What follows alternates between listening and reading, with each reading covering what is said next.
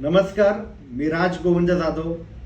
गेल्या काही महिन्यांमध्ये आपल्या व्यापारी बांधवांवर सातत्याने जे कारवाई होते, बांधकाम विभाग असेल, अतिक्रमण विभाग असेल किंवा विविध प्रकारचे जे प्रशासकीय अधिकारी व्यापाऱ्यांवर दबाव टाकतात, त्यांच्याकडनं हप्ते घेतात, त्यांना त्रास देतात.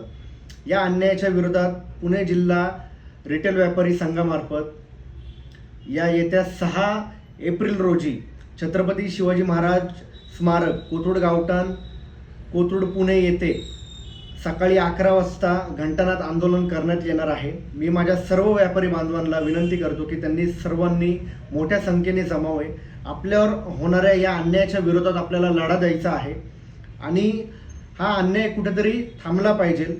व्यापाऱ्यांना गृहीत धरलं जातं, त्यांना वेटीस धरलं जातं आणि त्यांच्यावर या गोष्टीचं अन्याय सातत्याने केला जातो. तोंड दाबून बुक्क्यांचा मार हा व्यापाऱ्यांना नेहमी सहन करावा लागतो आणि हा अन्याय आता आपल्याला सहन नाही करायचा आहे.